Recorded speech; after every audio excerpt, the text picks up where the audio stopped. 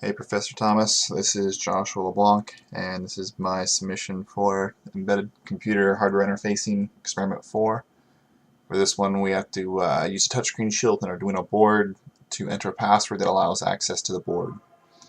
So I use the little 2.8-inch screen from Adafruit.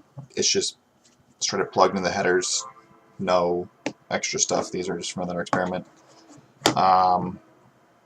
So yeah, so I'll power it up and I'll walk you through it. So when the system wakes up, grab my code here, walk through it. Basically, the first thing it does is just throws magenta. I chose magenta in the background, and then it makes this little keypad that I made. So it's 1, 2, 3, 4, 5, 6, 7, 8, 9. Then I put a C for clear. This is a 0, and then an E for entry. Let's see if I can get a little bit better for you. Focus. Alright. I'll take a picture of it with my phone, it'll be more clear. So the way the program works is it just waits for a new touch to be made. And there's an issue with the chip having kind of like a lot of bounce. So like when I take one touch, I just read the first register, the first value in the register, and just drop everything else out.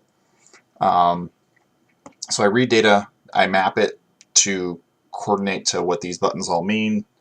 And then from there, I just do a series of checks just to see, did they hit clear? Did they hit entry to see what's up? And then also, I put my password to be five integers. So if it exceeds that number, it just displays a message saying, "Hey, you've entered too many digits, so it can't be valid." Or if you enter the wrong one, it displays that as well. So basically there's like a general routine that checks all that kind of stuff, and then at the very end of it, if you hit enter, it goes into a check to actually compare the password to the stored one.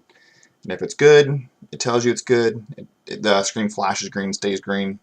Or if it's bad, it flashes red and the entry pad pops up. And I use the terminal on Arduino to actually display everything. So the touchscreen is purely entry right now. He doesn't display the messages. And I'll walk you through all the different ones. So start up the serial monitor. So I started the serial monitor, so he's restarting himself. So there's a little welcome message that says to enter a 5-integer password, press E to enter the password, or C to clear your current entry.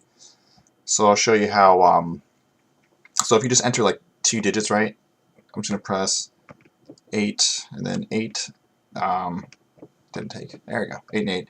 And if I hit entry, it'll actually see what the password is. It says it's incorrect, so it just flashed red, and a message that says try again. I'm going to include the screenshot of the monitor that correlates to this, so it'll make sense for you. So if you have them up, you can read through it. Let's say, so I set the limit to 5, so let's say if you're going to enter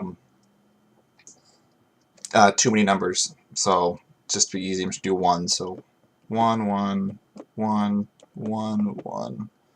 So I've now entered 6 ones, right? So the program checks on the 6th character if it's an E.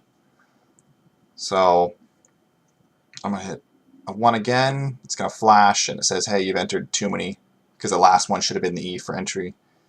I'll show you how the clear works. So just arbitrarily picking 3. So press 3, 3, 3. I've entered 3 threes. I'm going to hit clear. Oh, I didn't hit 7. Actually, I registered 7. So I just cleared it out, so now I can enter everything again. And the password for this is actually 40098. It's the course number. So I'll show you when you enter the right number. So 40098, and I hit enter, and now you're good. Then it just stays green just because this is now granted access to the system. Oh wow, that's some burn. I can see the outlines of the numbers. yeah, that's the system. It works. Sorry for the long video. Hope you enjoyed.